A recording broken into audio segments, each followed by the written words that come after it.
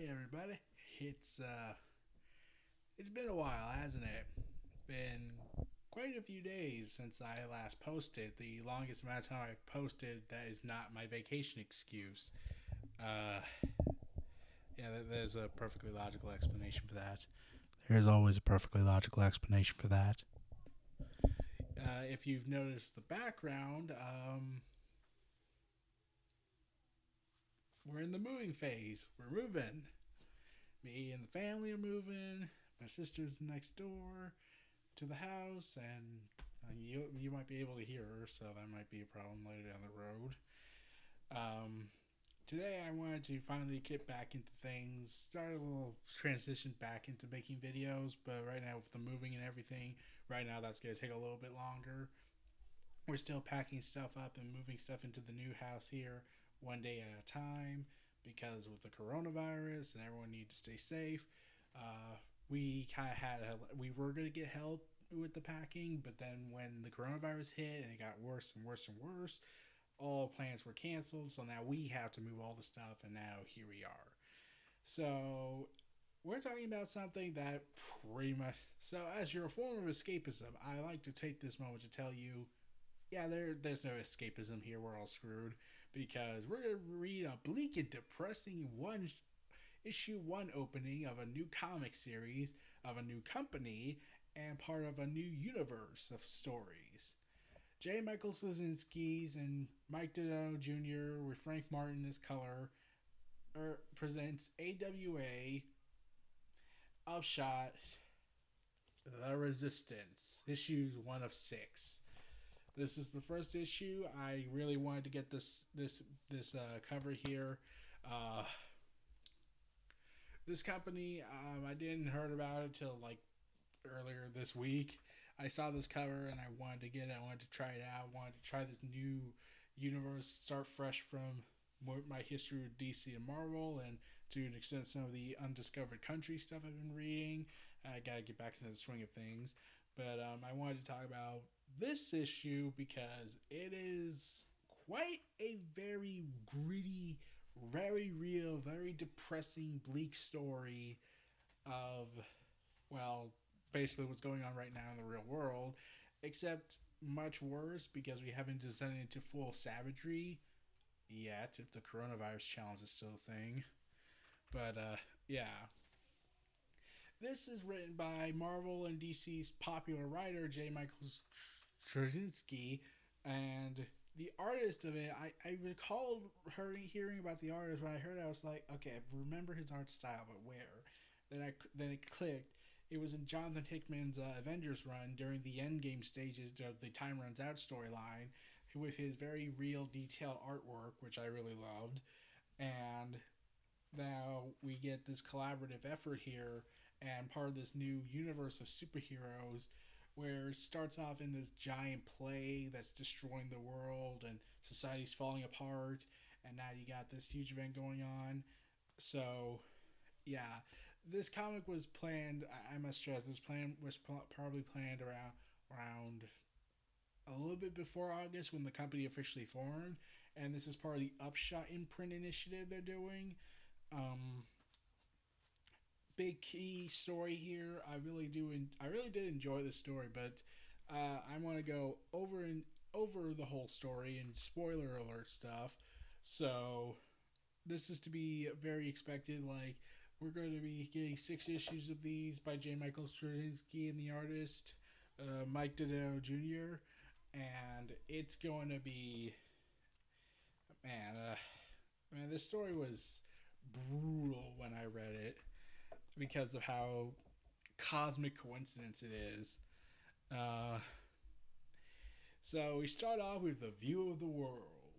No one knew why it happened. All we knew that it was freaking awesome.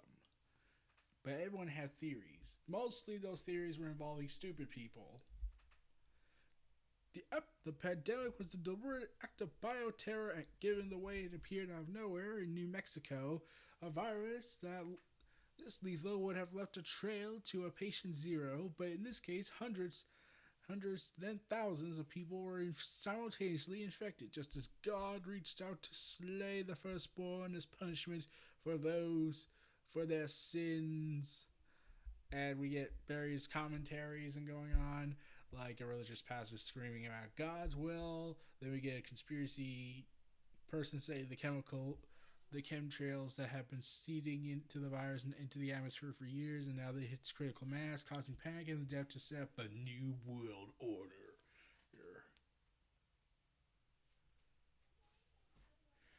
Everyone knows that the military's been working on black projects related to biochemical warfare. It was inevitable,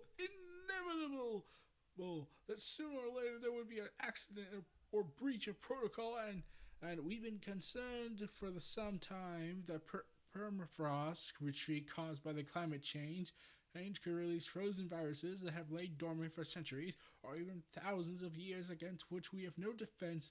Virus breeder reactors were initially too expensive and difficult for single actors to operate. But new technology has put the gene-based warfare within reach of terrorist groups determined to bring about the end of the world. No one knew why it was happening, but everyone knew what was happening and what it meant. Yeah. And what the retrovirus designated XV1N1 attacks the host's DNA by tricking it into accepting the virus as a legitimate part of its genome. Under normal circumstances, once such genetic changes become integrated, they can cause cancers that over the course of years can become lethal. It kills within days. Once the virus enters the nucleus, this instructs the immune system to begin rejecting the body, attacking healthy tissues as though it were an invader. The result. And then the scientist pauses himself, often knowing what he's going to have to say. It liquefies internal organs, eyes, mouth, and tracheal passages. Death results from congestive failure, coronary infection, or suffocation. The virus is 100% contagious and 95% fatal. Well, even for the 5% who survive, there's no way to know what the long-term consequences they will have to endure. So the first question is, so how do we stop it? Stop it? We can barely find it. If we had years, we might be able to come up with a vaccine, but we don't have years. Given the speed of transmission, the data shows that almost the entire human race will be dead within a year. Maybe less. Maybe a lot less. And from those uplifting comments from our government, because the government is just so freaking awesome. I'm the government, I'm the government, I'm the reason nothing works. No one knew how to stop it. They only knew terror. And sure enough, we get rioters breaking out in Portland, Oregon, and the city's looking like it's going to burn to the ground. People are in fear, putting 2-year guaranteed lifespan of supplies in bunkers, and people committing suicide, because that's just an optimistic way to look at things. Then we get to a doctor's office where patients being overlooked, and they say this: there's no question she's infected with it. Same as the risks were brought in from the campground. She's in the secondary stage, so I'm afraid she doesn't have a lot of time to do. A day, maybe 2. You can't just let her die. Everyone's dying, Mrs. Clifton. And that's all I see every day, every night, even when I close my eyes, especially then. You're lucky she was brought in by the school before she could come home. For the time at least, you escaped contamination. Beyond that, I'm sorry. Hey, but there's nothing anyone can do. And this couple goes ahead and despairs over this revelation, and they say she's wrong. There is something we can do. Yeah, there is. They kiss and open the door to meet the infected patient. We love you, baby. We love you so much. You're not alone. Never alone. And in Moscow, narration continues with Russian troops. I don't know why I was thinking Soviet out of nowhere. Probably because I just watched Stranger Things, this season 4 trailer again, because it's awesome. The nations of the world, once divided by fear, now found themselves united by it.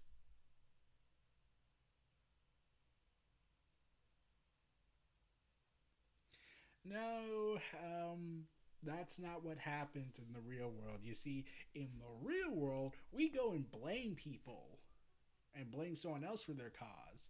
You know, like how the coronavirus was sort of, okay, really China's fault for covering it up because we could have had a plan months in advance. Yeah, I know I'm getting political and talking this, but really you can't. In fact, there's a moment in here that really took it out for me because it was so unrealistic. But then brought me back and how I responded to it. So the president of Russia, whose name I do not know, and if I try to pronounce it, I'll most likely fail. They prepared to set up quarantine ideas, and the president's discussing about how basically he needs to do this, but they're all saying this is going to fail. And then the president realizes, oh, his daughter's infected too. Well, he's screwed. In Beijing, China, another side of the Chinese government, with the premier, is discussing plans and alternatives as how to counter this. And yeah, they go with Plan B. So remember that ID? Okay, so there was a story that was circulating, which was proven not true, where Russia was releasing hungry lions out onto the streets to terrorize people to stay indoors because that was a brilliant idea, and then was fact checked and confirmed wrong. Thank God. Well, that would be the second stupidest plan in the history of the world.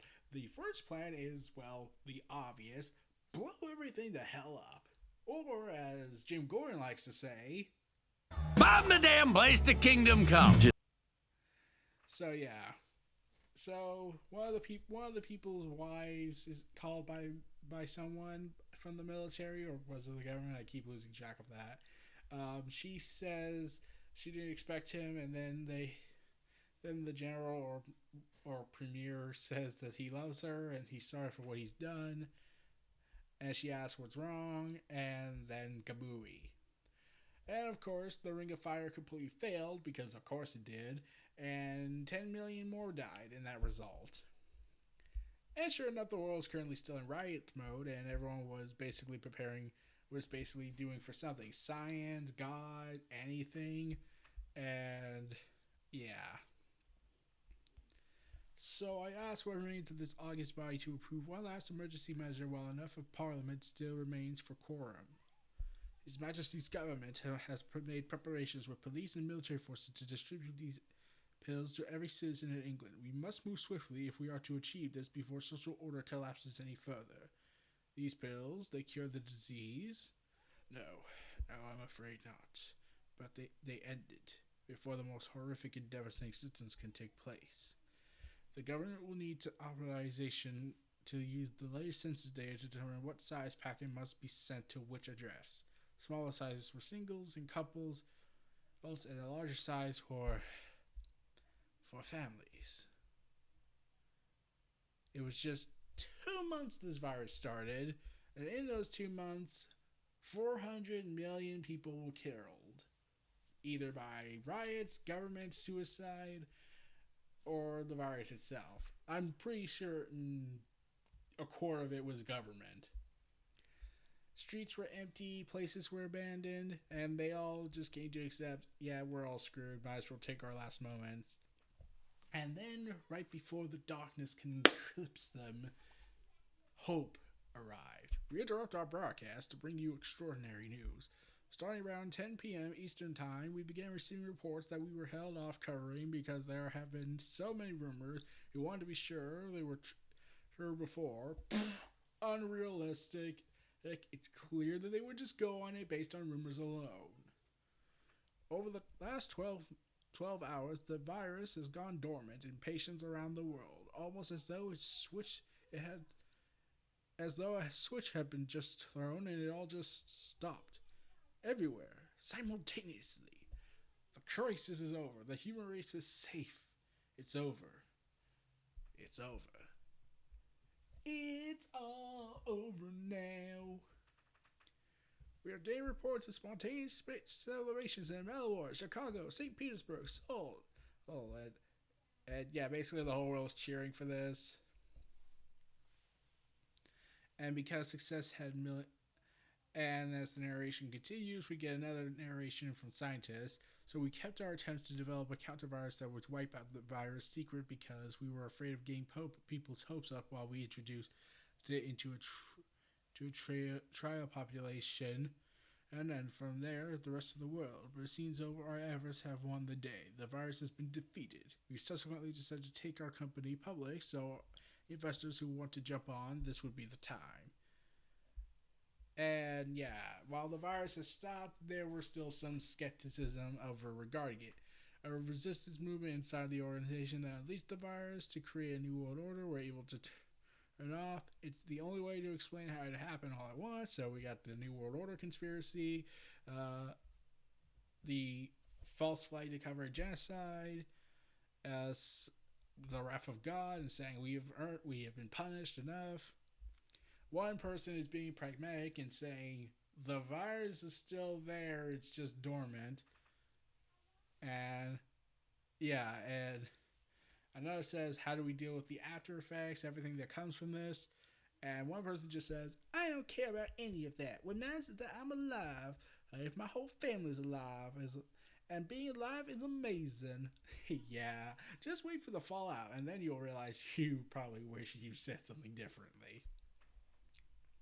And then we get back to cutting, and everyone had theories, but no one knew what really happened, or why, or how, or what it cost.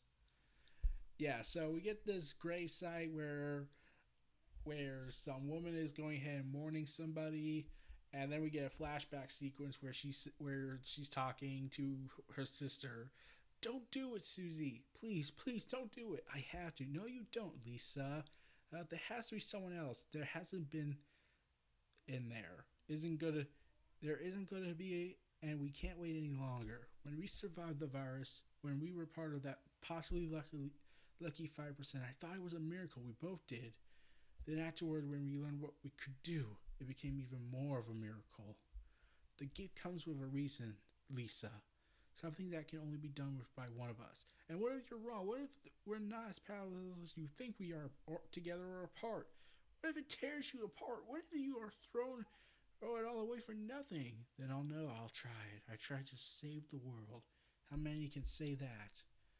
Goodbye, little sister. No, don't. Please, Susie, don't leave me. Goodbye. Goodbye, my better self, my beautiful reflection. Goodbye. And after one attempt to plead with her one more time, she goes ahead and basically sacrifices herself to unleash a volley of energy that never really got explained. But yeah, she's mourning, and then we get a moment where Lisa is tending to the flower, putting a flower on her sister's grave. And then suddenly a blue glow comes from her fingertip, and more flowers are placed on the gravestone. And then we come back to the news. It was something we've never seen before. Yeah, even after all this, they'll keep making disasters. That's right, Stephanie. For the first time since George Washington ran as an independent, a third-party candidate has prevailed in the Electoral College to become President of the United States. Yeah, that's a very, very hard thing to believe because the governments will screw you over. I'm like, they've been trying to screw Bernie Sanders over this whole time for Joe Biden, and he's losing his mind. I mean, for what it looks like suffering from Alzheimer's or having cognitive degeneration. Yeah, anyways, yeah, so they talk about this billionaire, Stephen Mock. Yeah. Trying to convince people. Yeah, this guy chose the former governor of Maine, Trevor Lane, as his candidate for president. But Lane lit up campaign rallies with his fiery rhetoric in the aftermath of the Great Death. Everybody could see that the virus was an attack on our country that got out of control. Diseases like that don't just come out of nowhere. Democrats and Republicans did nothing to stop the virus or find those responsible for bringing it into our country. We've all alive today because we got lucky, because the virus burned itself out. But we might not be so lucky the next time, and that's where I come in. If you elect me president, I'll make sure that there isn't a next time. Unlike the Democrats and the Republicans, I'll keep you safe. I'm the only one who can save you. Mr. President, I reviewed your plans for enhanced security in all good conscience. I can't support anything in here. Curfews, martial law in 6 states, transferring funds from education and social services and a dozen other civil agencies to create domestic police force. As I told the people, I'd make sure they were safe. I intend to keep that promise. Russia, China, and Iran and nations are taking similar steps. If we don't do the same, and we're at risk. But that's not what we do. No, Jeff. That's not what we did, and we saw the results. Mr. President, you've seen the briefings. You know that none of these measures would have happened, had any impact on what happened, on what was found that day in the New Mexico desert. And the threat came out of the sky, not from across borders. Ah, so aliens did it. Got it. We've been through a hard time as a nation. Such steps will make people feel safer, and that's what counts. With all due respect, sir, what counts is who we are as a people and as a nation.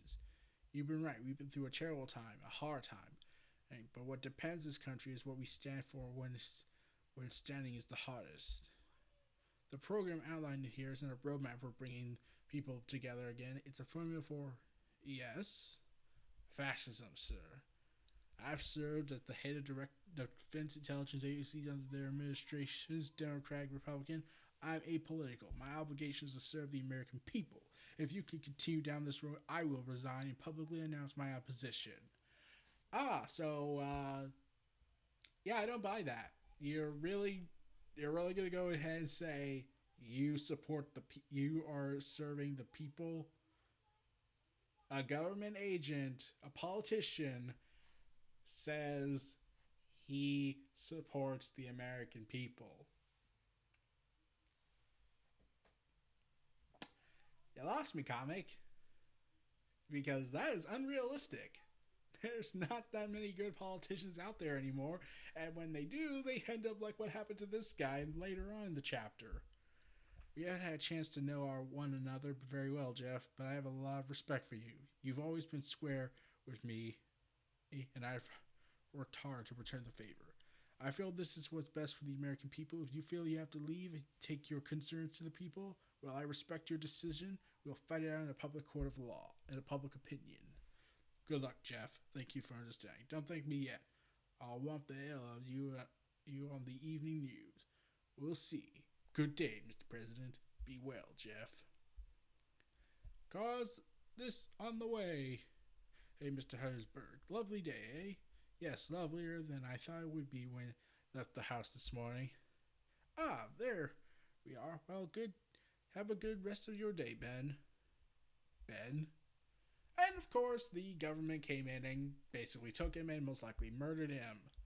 Because, of course, the government. Status quo restored. Any semblance of order and utopian to the government people and serving the government people must be silenced for your best interests.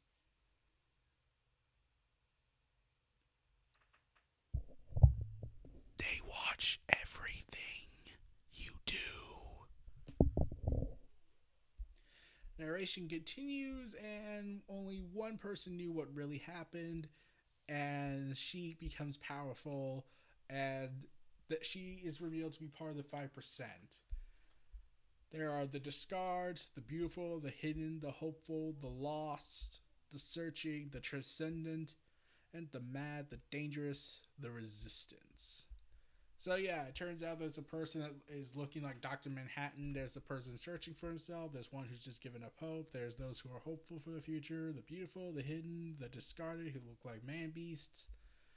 And then there's the mad, who looks like a creature in the sewers. And the dangerous, or the high, powerful elite.